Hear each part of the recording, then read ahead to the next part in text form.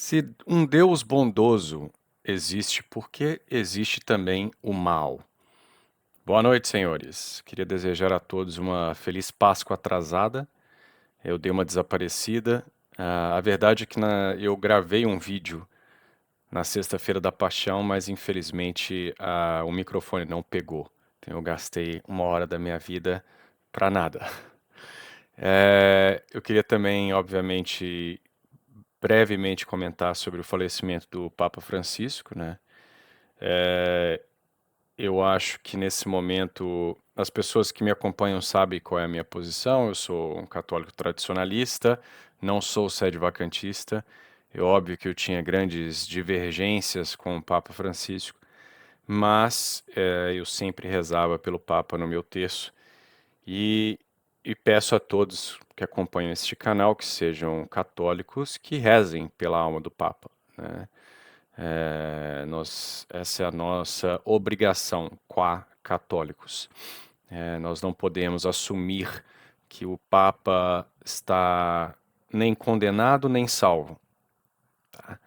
E me surpreende muito que diversas pessoas estão fazendo um ou outro, né? Tem outros, o próprio pronunciamento da morte do Papa já foi colocado como se ele tivesse ido para a casa do Pai, né? Já tem outros aí de vertente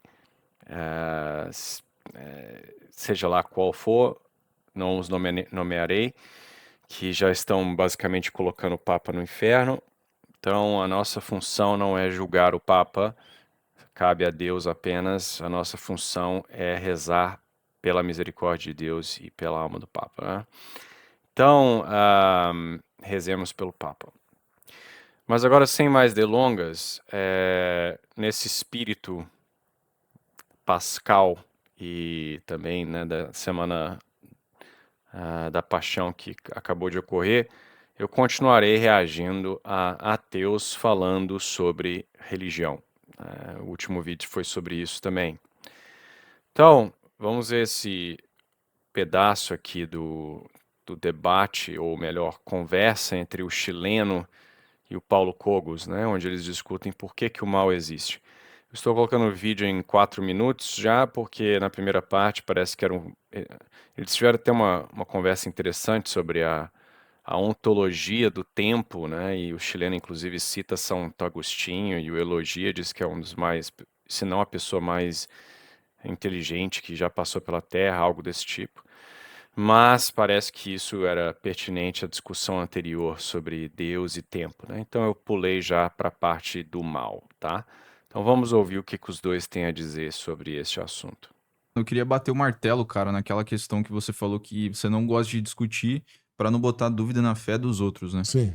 Cara, eu acho que aqui é o lugar pra isso, né? Tipo assim, a pessoa que entra nesse vídeo, ele quer saber a sua visão e a visão do Paulo. Eu quero dizer assim que eu estou muito feliz de estar aqui com o Paulo fazendo esse debate, mas eu quero te dizer que é um podcast que pouquíssimas pessoas vão conseguir entender, né? Não é um podcast assim leve que Tá bem longe de ser trivial. tá bem longe de ser trivial. Mas assim, eu vou dar um exemplo prático, tá? Eu vou até pedir desculpa, tá, Paulo? Mas assim, eu gosto de ser às vezes um pouco radical nos meus exemplos para as pessoas entenderem. Por exemplo, eu fui patrono de um orfanato durante 7 anos. Isso você vai dar contexto pra Vou dar contexto pra você pro que entender. tu tá falando. Da dúvida de Deus. Fui patrono do orfanato 7 anos e a gente cuidava de crianças sob tutela da justiça, que eram retiradas de lares abusivos, tá? Hoje eu sou componente de uma organização anti-pedofilia, né? E a gente combate pedofilia no Brasil inteiro. E aí você pensa assim, vou pensar no Deus cristão, tá? Porque é o Deus comum pra gente no Brasil. O Brasil é um país cristão. Mas existem outras religiões. Sempre vai ter gente falando, mas tem muçulmano, tem candomblé. Ok, mas o Brasil é considerado um país cristão, tá? Segundo a doutrina cristã, Deus é todo bom. Ele é a essência da bondade, do amor. Ele é onisciente e ele é todo poderoso. E se você precisar, ele pode te ajudar. Inclusive diz Malaquias, né? Testai-me, ó, por favor, né? Pedi-me e cumpri se eu não abrirei as comportas do céu e vos abençoarei, diz Malaquias. Então, segundo a doutrina cristã, Deus é todo poderoso, Deus é amor, Deus é onisciente, sabe tudo o que acontece e ele pode te ajudar se você precisar. Beleza? E aí eu vejo uma criança sendo estuprada todos os dias, às vezes pelo próprio pai, pelo avô, pelo tio, e eu penso, cadê Deus? Aí sempre vem gente falando assim, mas o livre-arbítrio, eu falo, e o livre-arbítrio da criança de não ser estuprada? Entende? São coisas Tá. Então é o clássico problema do mal, né? Com o exemplo dado aí, bem grave da questão do estupro, às vezes por próprios familiares, né? Então, vamos refletir sobre essa questão. O primeiro ponto que eu queria colocar é o seguinte: existem muitos cristãos que tentam passar pano sobre essa aparente tensão entre a existência do sumo bem em Deus e desses males muito severos que ocorrem no mundo. Eles vão dizer, não há tensão nenhuma, blá, blá, blá, blá, blá. Eu acho que isso é um erro. É algo que pode ser perguntado de forma justa. E é, de fato, uma aparente, eu digo aparente, tensão. E merece uma resposta. Tá? Ainda, o problema é que a resposta, ela geralmente não satisfaz o ateu. Porque ele já, a priori, já escolheu o que é mal e o que é bem, ele já escolheu o que Deus deve ou não deve ser, baseado na sua própria régua. E aí o que eu quero dizer com isso é que o ateu vai dizer, se Deus existisse, ele não faria tal e tal coisa. Aí você dá uma explicação, ele vai ainda dizer, não, isso não é justiça. Um Deus verdadeiramente justo faria tal e tal coisa. Então ele quer impor uma certa moralidade própria no Deus, que ele sequer acredita, né? E aí a gente cai nos diversos problemas que eu já trouxe nos meus vídeos, que é qual é a regra moral que esse ateu está utilizando para julgar a Deus, né? Da onde que ele, qua ateu, materialista, ancora essa noção de bom e de mal, tá? Mas ainda que a gente aponte a contradição aí do ateu, enquanto cristão, eu preciso me perguntar o porquê que essas coisas ocorrem, né? E ela, ao que parece, né, o problema do mal seria uma das principais razões pelas quais pessoas deixam de ser cristãs, né, que parece ser o caso aí do chileno, né? Então, eu não sei se eu dou a minha opinião agora ou se eu espero o Kogus falar a parte dele. Bom, vamos dar a minha fala e aí a gente vê como ela bate com a do Kogus ou não. Uma coisa que a gente precisa entender é que existem diferentes tipos de mal, né? O mal que não é um oriundo do pecado, né? Por exemplo, eu posso perder a minha casa por causa de uma tragédia, uma inundação, alguma tragédia natural de maneira geral, né? Ou que seja, eu perco um emprego, não por uma questão injusta, talvez realmente houve uma necessidade de redundância na empresa e eu perco o emprego, etc. Ou eu perco um familiar, né, por morte natural, etc. Esses males, eles são... e aí isso vai aborrecer muita gente, mas eles são sim desejados por Deus. Porque é importante que o homem sofra. Porque para uma barra de ouro ser purificada das impurezas, é necessário que ela passe pelo fogo, né? Até os pagãos aí, o pessoal moderno, fala no pain, no gain, né? Então, para que você tenha um certo ganho, é necessário que haja sofrimento, tá? Então, antes que eu seja acusado de heresia, dizendo que Deus deseja que a gente sofra, isso não é opinião minha. Se você lê os grandes santos, eles todos dizem isso, tá? São Francisco de Sales, por exemplo, se você lê lá no Filoteia, ele vai dizer exatamente isso, tá? Então, o sofrimento, esse mal, assim, natural que ocorre, né, na nossa vida, ele, ainda que seja um mal em si mesmo, ele ocorre para que dele saia um bem. Deus tira um bem maior dele, ok? Então, um indivíduo que, por exemplo, tinha um bom emprego e perde o emprego, ele pode, por exemplo, neste momento, perceber que ele depende de Deus para tudo, que até mesmo o emprego dele não está sob controle dele. Então é um excelente momento de se praticar a virtude da humildade, né? Dentre outras coisas, ok? Então esse tipo de sofrimento, ele, né, ocorre para o nosso próprio bem e não é geralmente o tipo de coisa que o ateu fica batendo muito o martelo, tá? Tendo dito isso, Deus não deseja que ninguém peque, tá? Eu não posso jamais dizer que Deus, portanto, desejou que um fulano de tal, por exemplo, peque contra mim e que isso foi desejado por Deus, né? Mas ainda que o homem peque e Deus assim não quer que ele faça, né? Porque Deus quer que todos se salvem, Deus ainda utiliza o pecado deste homem para algum bem.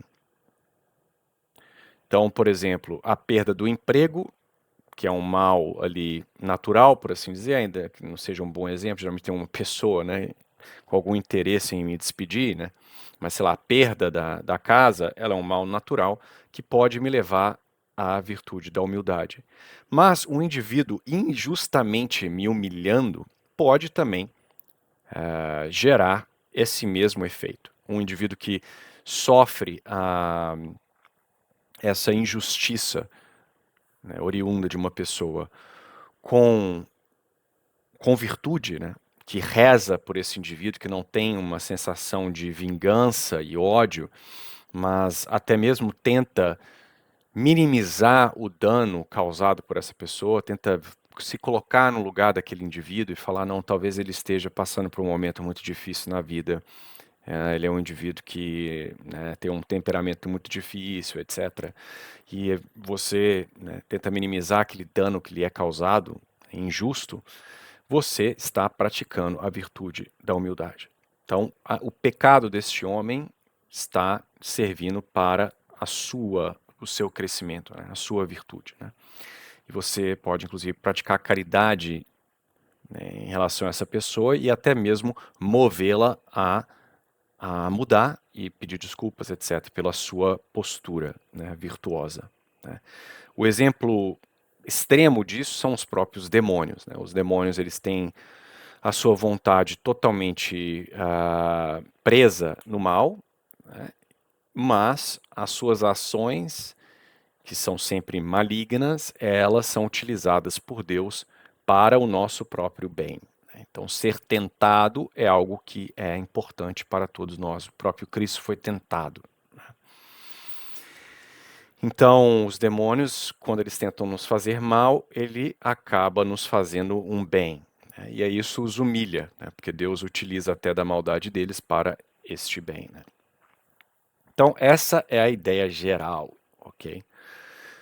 Agora, nós não podemos dizer que, sei lá, um bebezinho que nem está, né, obviamente na idade da razão, sofrer de um câncer de medula que vai fazê-lo sofrer amargamente, servirá para a virtude daquele bebê, né? Porque a virtude, ela implica, né, a vontade, né? E esse bebê, obviamente, ele não tem ainda a capacidade de escolher, de agir moralmente ou não, tá?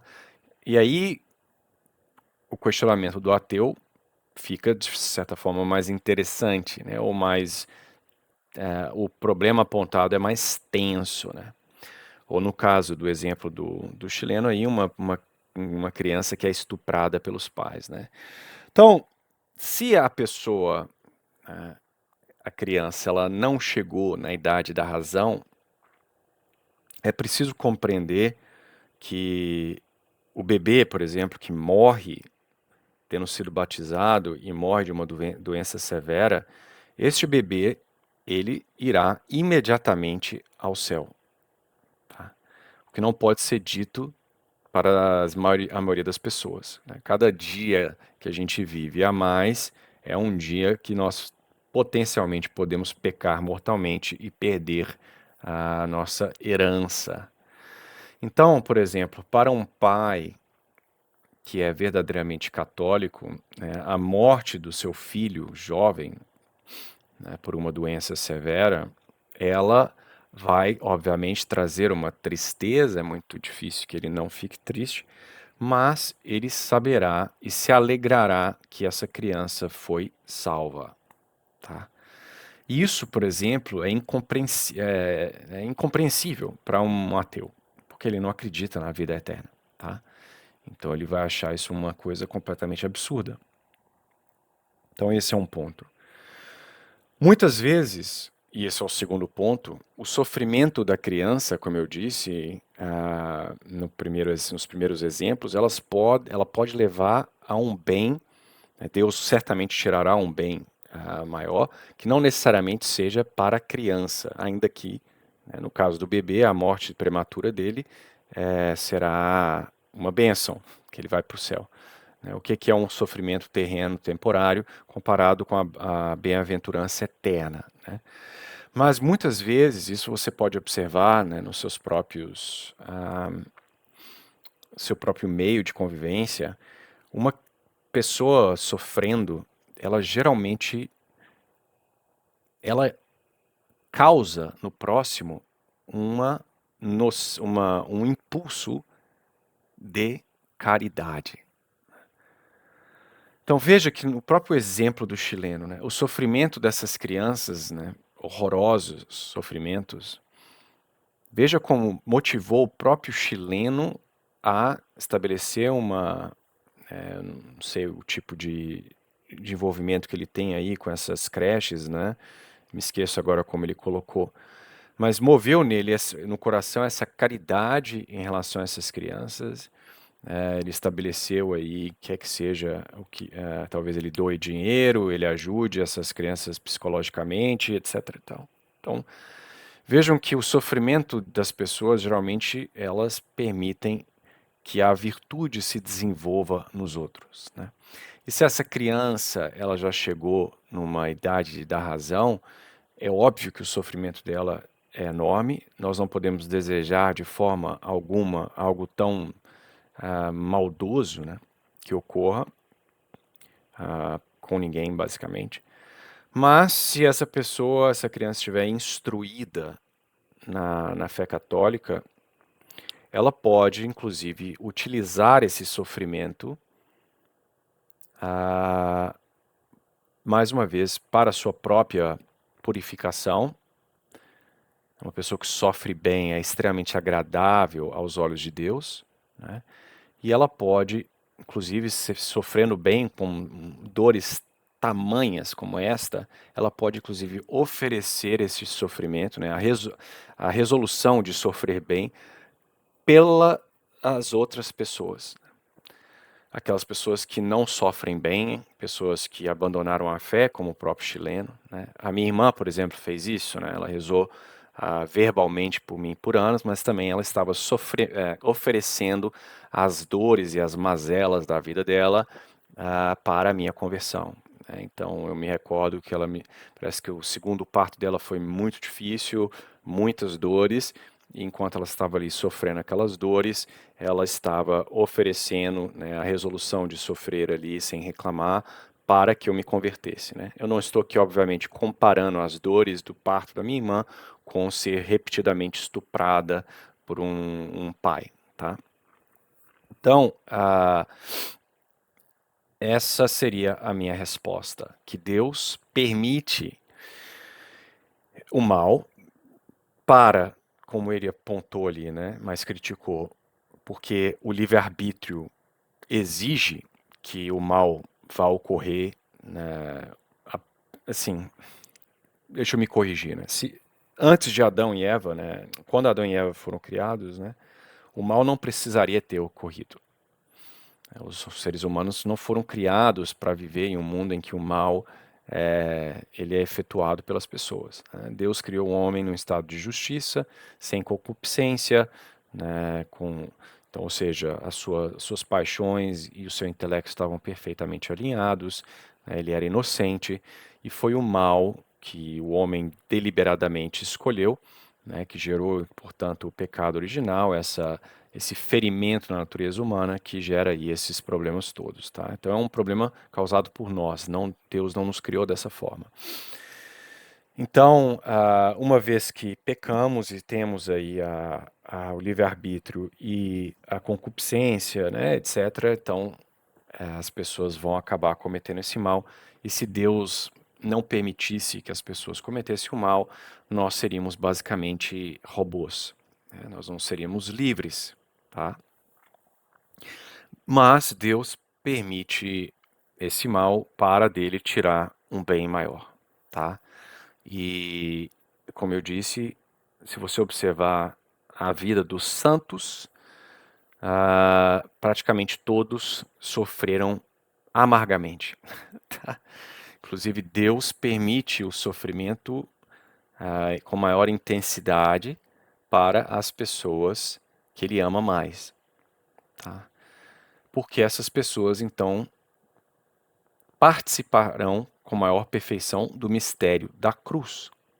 Então, se você ler, por exemplo, Santa Teresinha do Menino Jesus, ela morreu com acho que 24 anos de tuberculose. Tá? E ela viveu vários anos sofrendo muito. E pior do que a tuberculose, né, porque ela queria ser em inglês é victim soul, né? Ela queria sofrer por Deus. Ela passou mais de um ano, se não me engano, 2 ou mais anos, em completa aridez espiritual. Ela rezava, não tinha consolação nenhuma, ela sentia como se Deus não estivesse ali. E isso é muito pior do que sofrimentos físicos. Você está ali naquela aridez espiritual severa. Tá? Ela passou anos assim, inclusive até a sua morte. Imagino que próximo de morrer ela teve ali algum tipo de consolação, mas até aquele momento ela estava em um estado de completa aridez. Né? Então você tem santos aí que sofreram absurdamente, você tem todos os mártires da Igreja Católica, no início da Igreja, né? Todos os apóstolos, com exceção de São Pedro, São João, foram martirizados de forma, né, grotesca, crucificados de cabeça para baixo, torturados, etc. Tá? Então, assim, Deus permite porque, exatamente, da mesma forma que Deus expiou os pecados de toda a humanidade, né, tomando para si mesmo, nós podemos, de certa forma, emular a Deus. E se nós sofremos bem, nós podemos expiar o pecado alheio. Tá? Isso não é uma coisa irracional e maluca católica. Né? Eu posso pagar, se o meu amigo está lá na prisão, ele não tem condições de pagar lá o valor da fiança para sair da prisão, eu posso pagar essa fiança no lugar dele. Tá? Então, no caso da fiança espiritual, eu posso, por exemplo, sofrer, fazer penitência, aceitar que Deus me mande sofrimentos para expiar o pecado de uma outra pessoa, tá?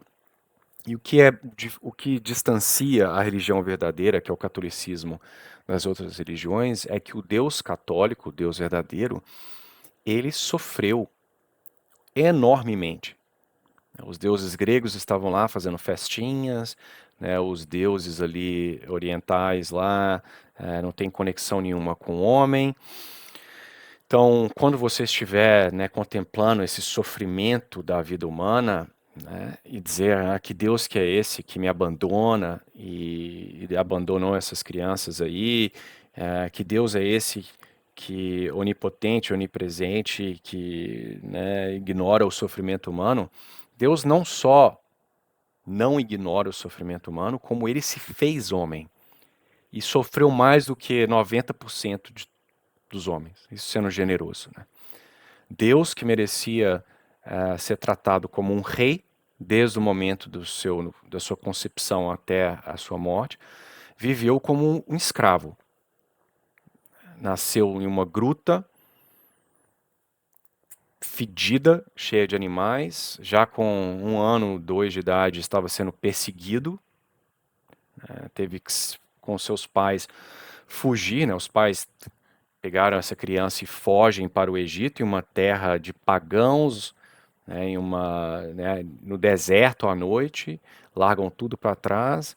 Cristo vive uma vida de inteira pobreza, as pedras são seu travesseiro, ele é perseguido pelos seus próprios, pelo seu próprio povo, né, ele é a luz que veio para para eliminar a escuridão, e a escuridão o rejeita, né, então ele é chamado de blasfemador, ele é chamado de possesso, ele que curava aqueles que o chamavam dessas coisas, né? Várias vezes ele foi esbofeteado, o tentaram matar várias e várias vezes, o injustiçaram. Olha para o Sudário de Turim, quantas vezes Cristo foi açoitado, né? Ele teve uma morte horrível, né, de crucifixão. Então, é importante entender que o Deus cristão, o Deus verdadeiro, ele não só entende o seu sofrimento e sente piedade, né, dessas pessoas que sofrem, mas ele também passou por esse sofrimento. Então, as pessoas que têm uma vida como essa, né, que com tanta tamanha injustiça e sofrimento, eles sempre têm a esperança da cruz, né? Eles sempre podem abraçar a cruz e saberem que o Deus, né, esse Deus que é por espírito, atemporal, infinito, ele sofreu na carne coisas muito piores, né, do que a vasta maioria de nós. Então eu não estou aqui, obviamente, minimizando o sofrimento dessas crianças de forma alguma. Infelizmente, a vasta maioria dos jovens, eles não têm a educação católica, eles não fazem a menor ideia do que é sofrimento, mas se tivessem, seria uma forma de crescer em virtude, oferecer todo esse sofrimento pela alma das pessoas, inclusive do próprio estuprador, né? Você tem Santa Maria, acho que foi Goretti, não é, na Itália, que um rapaz queria estuprá-la, basicamente, ela tinha 11 anos ou 13, e esse jovem mais velho queria que ela fizesse sexo com ele, mas ela havia consagrado a virgindade dela para Deus, e mesmo que ela não tivesse feito, obviamente, sendo uma menina boa e católica, ela não jamais cometeria o pecado de fornicação. O rapaz, frustrado com as tentativas frustradas, né, ele acaba a esfaqueando várias vezes, né, e ela o perdoa enquanto morre, tá? E, inclusive, esse rapaz é preso, quando ele está lá, pelos seus 60 anos, ele é solto, né, não sei quanto tempo que ele fica preso, e ele essa menina o converte na prisão. Eu acho que ela aparece para ele, não me recordo agora exatamente, mas a caridade dela, o perdão dela, e o converte ao catolicismo. E ele vai até a mãe da menina, depois que ele sai da prisão, e implora que ela o perdoe. E a mãe, com uma virtude assim de se invejar, ela o perdoa, porque ela diz: se a minha filha, né, que foi morta por você, o perdoou, quem sou eu para, né, manter esse ódio, né? Então ela o perdoa e ele vira um leigo, né, de alguma ordem aí, que não me recordo agora, né, terceira ordem. Então, assim, nós temos exemplos de meninas que foram estupradas e engravidaram, e, né, o pessoal ateu é o primeiro a dizer que essas crianças devem ser abortadas, né, devem pagar pelo pecado do pai. E tem várias mães que não cometeram esse pecado e tiveram a criança, e essa criança passou a ser uma bênção na vida delas, né? Porque fez daquele evento, né, maligno, né? Deixa eu colocar isso de uma forma bem delicada. Da mesma forma que Deus tira um bem, né, da maldade que ele permite, né? A criança, ela é um bem desse ato extremamente maldoso do estupro, né? Porque a criança, ela é inocente desse ato do pai. Então, muitas pessoas têm essa ilusão, essa ideia mentirosa de achar que a criança ela vai lembrar a mãe do evento do estupro, ser uma fonte de ódio e etc. Não, essa criança ela faz o evento do estupro se tornar muito mais tolerável, né? Porque daquele mal horroroso, pecaminoso, uma coisa boa foi gerada, que é essa criança, né? Então eu não estou falando isso da minha própria experiência, eu não estou aqui julgando quem sofre com essas coisas, estou dizendo relatos de mães que tiveram o filho do estuprador dizendo. Então tudo que eu estou querendo aqui dizer é isso, né? Que Deus, ele permite essas coisas para respeitar a nossa liberdade, né, pessoas livres, né, com livre-arbítrio. Desse mal, ele tira um bem maior. As pessoas que sofrem bem, elas crescem em virtude, elas merecem o céu com muito mais... enfim, não vou entrar nesse ponto. Que a questão do merecimento vai entrar em outros problemas teológicos aí que alguns dos meus ouvintes não vão compreender. Né, o sofrimento alheio ele gera nas outras pessoas a virtude, né? Nós queremos ajudar aqueles que foram injustiçados, etc. Né? Então, essas seriam as razões. Mas há, obviamente, um elemento de mistério nisso tudo. E esse é outro erro de alguns católicos ou cristãos de maneira geral, é dizer, não, né, se você estudar a vida da pessoa ali, olhar o que está acontecendo ao redor, a reação de tal fulano, você vai conseguir inferir o que Deus quis com esse acontecimento. Né? Às vezes é possível inferir alguma coisa.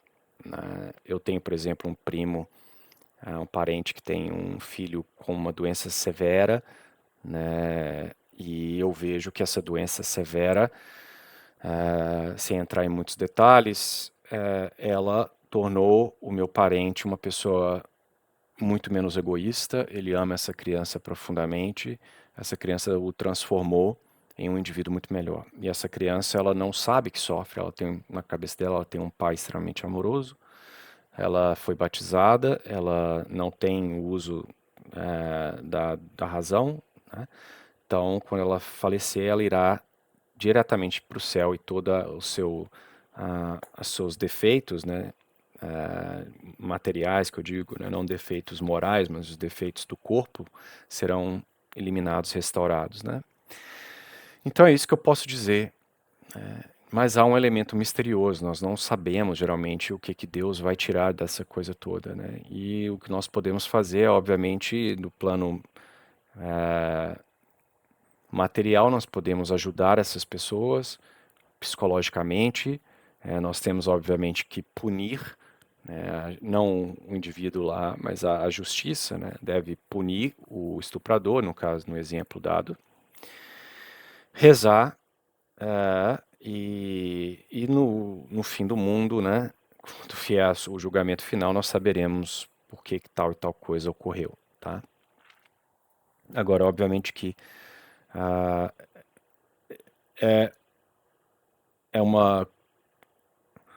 não é uma fuga você dizer, não é possível saber tudo que Deus deseja com tal coisa, o bem que ele tirará. Né? Deus é um ser infinito, nós somos finitos, é impossível você saber o que Deus está pensando.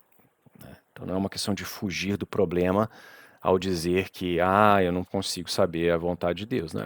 É um reconhecimento da diferença ontológica infinita entre Deus e o meu e eu. Né? Então não tem como você... O infinito não tem como caber no finito, né? Então é isso. Mas eu acabei falando por meia hora, né? Não sei nem se... Enfim. Que me levaram a questionar a existência de Deus. E são coisas que eu não achei resposta. Entende? E aí eu prefiro pensar assim, cara, ou Deus está assistindo e não faz nada, ou então ele não existe. Eu prefiro pensar que ele não existe. Bom, como eu falei, não é que ele não faz nada, né? Ele age, né, no próprio chileno aí, movendo a caridade de querer ajudar essas pessoas, né? Ele age dando às pessoas que passaram por esse sofrimento todas as ferramentas para que ela saiba sofrer bem. Tá? Não estou dizendo que é fácil, mas as ferramentas lá estão. Tá? Senão, nós cairíamos num problema, né? Que a pessoa, se ela não pudesse superar esse trauma, ela estaria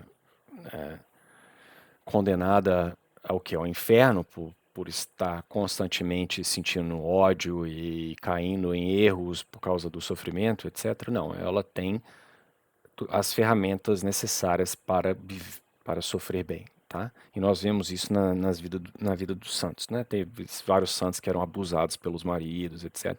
E rezavam e sofreram bem, não só né, viraram eles santos, mas alcançaram a conversão dos maridos e dos agressores no fim da vida deles, né? Outra coisa que eu acabei de não falando, né? Parece que o chileno não entende o que é livre-arbítrio, né? Porque ele fala, tá, livre-arbítrio do estuprador, mas e o livre-arbítrio da criança que é estuprada, né? O livre-arbítrio é a questão, né, da vontade. As pessoas sempre confundem isso. Como que a pessoa tem livre-arbítrio se ela está lá escrava, enfiada dentro de uma cela ou sendo estuprada pelo pai, né? Livre-arbítrio não é liberdade de fazer ou poder fazer o que a pessoa quer, tá? Livre-arbítrio é você ser detentora de uma vontade que é capaz de escolher o bem e o mal. Não significa necessariamente que a opção de escolha vai sempre existir para você. Tá? Mas mesmo o indivíduo que está lá foi estuprado, ele ainda tem o livre-arbítrio de odiar o estuprador ou se apiedar do estuprador e perdoá-lo. Tá? Ela tem, durante o estupro, ela pode escolher, né, enfim, é melhor nem... É um assunto muito delicado e eu não quero falar alguma coisa que possa soar que eu estou minimizando o sofrimento, tá? Mas, né, dando um exemplo menos polêmico, né, um indivíduo pode ser perfeitamente livre do ponto de vista do livre-arbítrio, né, do ponto de vista espiritual, estando dentro de uma cela, de uma prisão em um território inimigo, tá? Ainda que todas as suas liberdades tenham sido tiradas. Tá? Então, uma coisa não é a outra. Né? Essas liberdades que os chilenos se referem ali não é livre-arbítrio. Ok? Entende? São os mistérios de Deus, porque aí, quando a gente entra na teologia, a gente sempre vai chegar a uma religião em algum ponto que você não entende, que é os mistérios de Deus. Entende? Então eu não consigo assimilar isso. Eu sou muito racional para assimilar isso, que eu tenho que aceitar alguma coisa porque é assim, porque eu não tenho capacidade de entender, porque é os mistérios de Deus. Entende? Então, por exemplo, essa é uma questão... Isso não é agir de forma racional, chileno. Porque eu acho que até mais adiante na entrevista, né, você vai dizer, quando o Paulo Cogos fala, você concorda que é impossível conhecer a Deus totalmente por causa da infinita diferença entre nós e ele. Né? Como eu disse, o infinito não pode caber no finito. Então não é racional você dizer, eu quero entender, porque eu não vou aceitar essa explicação, sendo que você reconhece que essa explicação ela é verdadeira. Tá? Muito forte que me pegou, porque e eu vou te falar que eu fui muito cristão já fui muito crente, Não muito sabia. de verdade, muito, não, eu fui criado como testemunha de Jeová, eu com 8 anos de idade comecei a dar discurso na igreja, Testemunha de Jeová não é cristão, né? com 13 anos eu dava discurso para 3.000 pessoas em assembleias de circuito, de distrito, eu saía de casa em casa para pregar a palavra de Deus, eu li a Bíblia inteira já 6 vezes, entende? E eu lia porque eu gosto.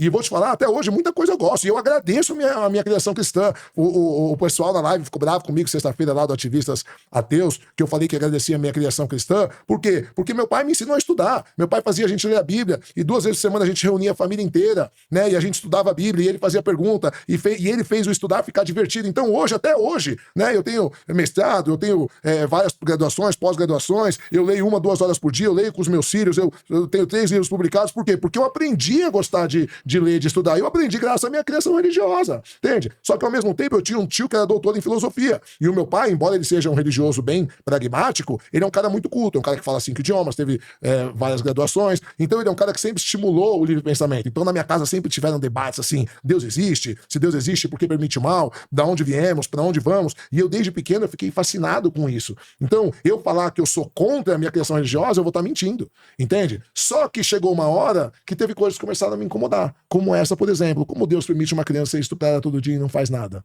Cadê o Deus de amor? O que você acha sobre isso, Paulo? Duas coisas interessantes aqui, breves, porque eu já falei demais, né? Uma delas é que ótimo, né? Que ele foi criado dessa forma. Quem dera se as pessoas fossem criadas mais, né? Acho que, como eu falei, foi o meu caso e eu vejo que é o caso de várias pessoas, né? Elas abandonam a religião católica por causa de uma má catequese. Não é ensinado a esses jovens a pensar criticamente sobre a religião, vira uma coisa meio fideísta, né? Você deve acreditar porque assim foi dito por alguém, nunca se ensina um aspecto, né, o porquê as coisas são do jeito que elas são, o aspecto completamente filosófico, racional da nossa fé, e é por isso que várias pessoas apostatam, né? Então, é muito bom que ele tenha passado por isso, né? E o segundo ponto é, veja como os ateus são várias vezes mais religiosos do que os próprios religiosos, né? São mais fideístas, né? Então, o sujeito não pode falar que ele agradece a criação dele, que ele gera o ódio da comunidade ateia, né? Porque o ateu não quer que o sujeito fale nem isso, né? Então, eles querem determinar como que o ateu deve agir, né? Eles têm regra de comportamento. Se você faz tal coisa contrário ao que eles estão ao que eles acreditam, você ou não é ateu coisa nenhuma, ou você é excomungado temporariamente até que você mude o seu modo de agir. Então, o ateu, ele é, né, um religioso fundamentalista na essência, né? Bom, antes de entrar nesse problema, que na verdade é uma versão do paradoxo de Epicuro, né? Sim, Eu só paradoxo do mal. eu só queria costurar aqui algumas arestas que faltam. Não, depois a gente fala, vamos pra dar o contexto. Não, mas, aqui. mas aí eu já pego um gancho pra isso. Vai lá. Então, a visão de tempo de Agostinho, ele vai dizer que o presente, ele não poderia sempre existir, porque senão ele seria eternidade. Exato. E que o passado e o futuro, então, estão na nossa mente. Como antecipação e reminiscência. Só que se nós pararmos pra pensar, a mente de Deus, ela não está limitada de nenhuma forma. Então Deus consegue contemplar os eventos passados, presentes e futuros de uma única vez. Porque ele tá fora do tempo. Exatamente. Por isso que não faz sentido a pergunta o que tinha antes de Deus. Porque antes é um advérbio de tempo. Se Deus criou o tempo, ele não está sujeito ao tempo. Então, Deus contempla todas as coisas na eternidade, a partir da perspectiva eterna. Enquanto isso, o homem está lá com uma razão completamente limitada, entendendo que existem razões no nosso coração que a própria razão desconhece. Isso é Pascal. Então aqui tem uma limitação epistemológica da razão humana. Ele fala do amor, na verdade. Ele fala o amor tem razões que a própria razão desconhece. Pascal é verdade. diz, Mas ele fala também que, no final das contas, na nossa intuição de Deus, vai vir por uma graça.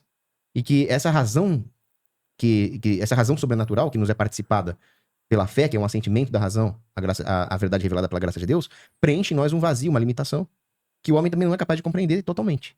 Então, onde eu quero chegar? Enquanto Deus está contemplando todas as coisas a partir da perspectiva do eterno, o homem está com uma visão míope, limitada, parcial, fragmentada das coisas. Então, nós não conseguimos entender por que um Deus onipotente, infinitamente bom, permite a pedofilia, permite o câncer numa criança, permite que uma criança morra soterrada num terremoto. Porque a nossa razão é limitada demais para entender isso. Assim como um gatinho... Mas querendo ou não, você tá saindo da lógica partindo desse argumento. Você tá apelando pro último argumento que é impossível entender Deus, né? É impossível compreender a totalidade de Deus. Senão não seria Deus. Mas nós podemos compreender atributos de Deus por analogia. Então, nós podemos compreender a existência de Deus pela existência do mundo. E aí, pela quarta via, nós vamos falar, a existência é um atributo de perfeição participado pelo ser absoluto. Então, eu consigo entender que Deus existe, eu consigo entender que ele é bom. O que eu não consigo é compreender toda a essência de Deus e todos os mecanismos do seu plano manifesto no universo. Se eu vir o que o chileno viu, é claro que eu vou tremer. É claro que eu vou até questionar minha própria fé, como eu já passei por momentos de questionar minha fé. E que não chegam nem perto dos horrores que ele viu. Mas isso é natural.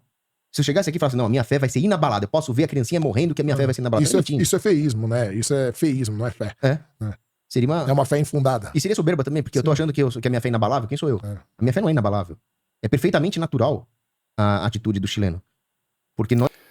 Eu não sei se eu colocaria dessa forma, que é perfeitamente natural, né? Eu acho que eu concordaria que, uma vez que a fé é uma virtude teologal e ela é uma graça de Deus, né? Deus pode permitir que nós tenhamos uma crise para nos testar, assim como pessoas são testadas com outras coisas, né?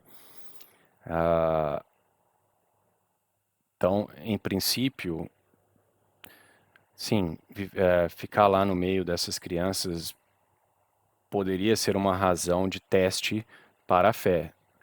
Não significa necessariamente que todas as pessoas serão testadas em relação a isso, né? Tem outras pessoas, por exemplo, que têm crise de fé, não teriam uma crise de fé em relação a isso, mas teriam uma crise de fé em relação à crise na igreja, por exemplo, né? Então, é só para deixar claro que não é algo necessário, tá? Então não devemos assumir que jamais não teremos uma crise de fé, mas também não devemos assumir que ela ocorrerá necessariamente se tal e tal evento ocorrer, né? Nós somos seres com razão, com vontade e com emoção. Uhum. E tudo isso se mistura e nem sempre da forma mais harmônica possível. Só que não muda a lógica. Não muda o que está escrito na Bíblia. Em Jó, está escrito, se nós aceitamos os bens de Deus, nós aceitamos também todos os males que ele permite. Porque Deus não causa o mal, mas ele permite o mal. Mas então ele é necessariamente bom? Ele permite o mal por um motivo bom. Isso é o que Santo Agostinho fala. Então, imagina, por exemplo, um gato. O gato, ele não tem a menor condição de entender racionalmente o que é uma cirurgia de um veterinário, né? Então, o dono gosta do gato, aí ele leva o gato no veterinário, aí o gato fica lá esperneando porque ele não quer ir, e o veterinário mete uma seringa no gato, o gato grita de dor e passa por uma cirurgia. O que o gato deve estar achando naquela hora? Que o dono odeia ele, certo? Só que o dono fez isso porque ele quer o bem do gato. Dá pra explicar isso pro gato? Não. A distância que existe entre a infinita inteligência de Deus e a nossa é infinitamente maior do que a distância que existe entre a nossa razão e o cérebrozinho instintivo do gato. Deixa eu só fazer um parênteses, só para corroborar o que você tá falando, tá? Não vou discordar, não. Vou só corroborar. O problema desse, ele tá certo, né, na questão da compreensão. Eu só acho esse exemplo um pouco, não que ele seja problemático em si mesmo, mas ele vai gerar uma reação imediata que é, então você está dizendo que uma cirurgia que tem como fim recuperar a ordem de uma coisa, sei lá, de um órgão no gato, você está usando isso como um paralelo, por exemplo, da pedofilia, em que não há bem nenhum. Oh, Deus, a minha câmera, ela deu pau. Toda vez que eu encosto nesse negócio aqui, eu vou ter que tirá-la e colocá-la de novo. Me dá um segundo. Enfim, consegui resolver. Onde que eu parei? Então, a cirurgia de recuperação do gato, né, ela não pode ser usada como um paralelo para a questão do estupro, né? Porque o estupro, ele não é um mal causado para um bem ali restaurador físico, né? Então, a cirurgia, na sua maioria dos casos, né, tirando talvez castrar o gato, né? Então você tem ali um mal objetivo que você está cortando, né? Você tem uma violência sendo feita, mas para restaurar a ordem de algo ali, um órgão que é uma coisa boa, né? Para que se alcance o fim. Não há restauração bem físico nenhum no ato ali maldoso do estupro, né? Então, tem que tomar cuidado com isso. E eu sei que o Paulo Cogo sabe dessa distinção, é só para que as pessoas já não caiam, né, com unhas e dentes, né? Mas, como eu falei várias vezes, Deus pode tirar um bem espiritual deste ato medonho, né? Então a pessoa pode sofrer bem após o ato, perdoar o bandido, agrariar méritos para ela e para o próximo, etc e tal, né? Então há um bem ali na ordem sobrenatural que pode ser produzido por essa ação maligna, né? Então é isso. Corroborar. Tanto São Tomás de Aquino quanto Santo Agostinho, por isso que eu falo, quando você parte da premissa cristã, o que Santo Agostinho e São Tomás de Aquino dizem? Eles dizem assim, todos nós nascemos em pecado, então todos nascemos condenados. Então Deus salva quem Ele quiser. E ele não faz injustiça nenhuma se ele quiser salvar ele e condenar você. Por quê? Porque todos já estavam condenados. Então não existe injustiça da parte de Deus. Entende? É por isso que eu tô te falando. Se você partir da premissa cristã, a criança ser morta ou estuprada ou não faz diferença, porque ele salva quem ele quiser. Não é bem assim, né? Não, mas assim, segundo a doutrina tanto de Santo Agostinho quanto de São Tomás de Aquino, diz que todos nascemos condenados. E eles Não. Todos nascemos com pecado, né, chileno, mas não condenados, né? Porque condenação, na maioria dos casos, como é entendida pelas pessoas, significa condenado ao inferno, né? Uma pessoa que nasce, por exemplo, com um pecado original e ela morre antes da idade da razão, ela não vai para o inferno, né? Ela vai para o limbo, né? Ela vai ficar num estado de felicidade natural, perfeita, sem nenhum tipo de sofrimento. Ela não vai ter a visão beatífica, ela não terá a bem-aventurança ali de ver Deus face a face, mas ela não sofrerá as penas do inferno, né? E eu imagino também, mesmo um adulto que não cometa nenhum pecado mortal e não tenha rejeitado a fé católica, mas tenha ele vivido como um pagão, com virtude perfeita, né? Ele não se condenaria, tá? Então, não é bem isso. Então, Deus não deve a ninguém o céu. O céu é puramente gratuito, né? Então, não é bem isso, não. salva quem ele dá a graça é merecida para quem ele quiser. Não, quiser, ou seja, ele não é injusto. Mas ele quer que todos se salvem, né? Todos potencialmente poderiam ser salvos, né? Alguns rejeitam a graça e se condenam, não é? Porque Deus é uma visão meio calvinista, né? De achar que Deus escolheu tal fulano vai salvar, ciclano, independente de qualquer coisa, eles já estão ali com... né? Não vou entrar na discussão de predestinação aqui, que é uma discussão extremamente complicada, mas potencialmente todas as pessoas teriam a possibilidade de se salvar. E Deus dá as ferramentas e a graça para que todos se salvem, né? Mas aqueles que obstinadamente permanecem no erro se condenarão, né? Por seus próprios atos, não por causa de Deus, né? Que aí já não é mais Santo Tomás de Aquino, aí é Calvino já. Não, mas Santo Agostinho também fala. Ele fala que ele não é injusto se ele não quiser salvar. E Pascal fala a mesma coisa também. Por quê? Porque todos nós já nascemos condenados. E aí Deus escolhe, ele que escolhe os escolhidos. E ele não faz injustiça nenhuma, porque senão todos já estaríamos já condenados. Não, mas aí seria... Sim, tá certo e errado, tá certo em partes e errado em partes, né? Deus faz justiça. Senão você trairia no problema da predestinação calvinista, que Deus salva porque sim, aleatoriamente, não é assim. O que Santo Agostinho quer dizer é, todos nós nascemos com a culpa pelo pecado original. E o que é o pecado? É uma ofensa à majestade infinita de Deus. Então, Deus não tinha nenhuma obrigação de nos salvar depois da queda de Adão. Fomos nós que traímos Deus. Às vezes o ateu fala, se Deus é bom, por que ele não criou um mundo sem sofrimento? Ele criou, só que Adão se rebelou contra esse mundo sem sofrimento. E aí, Deus não tinha mais nenhuma obrigação com o gênero humano. Aliás, nunca teve obrigação nenhuma. Só que Deus é bom, Deus é caridoso. Então ele mandou Jesus, que é ele mesmo, Deus, se encarnou e pagou o preço dos nossos pecados. E foi um sacrifício válido, porque foi o próprio Deus se sacrificando. Foi um sacrifício infinito para sanar uma culpa infinita. E aí o que isso mostra? Mostra que Deus realmente é caridoso, é bom. Ele não tinha nenhuma obrigação de nos salvar, mas salvou. Quando a criança inocente sofre, quando nós sofremos, tudo isso é um reflexo da culpa do pecado de Adão e que nós herdamos. E eu não estou dizendo aqui que a criança merece sofrer, pelo amor de Deus, não entendam isso. O que eu estou dizendo é que esse sofrimento que existe no mundo, inclusive essa injustiça que existe no mundo, porque é injusto uma criança sofrer dessa forma, é tudo fruto do pecado. Para você ver o quão grave é o pecado. Só que Deus não permite que a injustiça, a maldade, o sofrimento tenha uma palavra final. Porque apesar de toda a desgraça, a palavra final é a ressurreição de Cristo, não é a morte de Cristo. Depois que Cristo morre, ele ressuscita. Então, depois de todo o sofrimento, a justiça vai ser feita. A justiça é um atributo de Deus. A coerência é um atributo de Deus. Por isso que a lógica é válida. Então, a criança hoje está sofrendo. Mas essa não é a palavra final. Jó sofreu. E sofreu injustamente. Mas não é a palavra final. Exato, né? Então,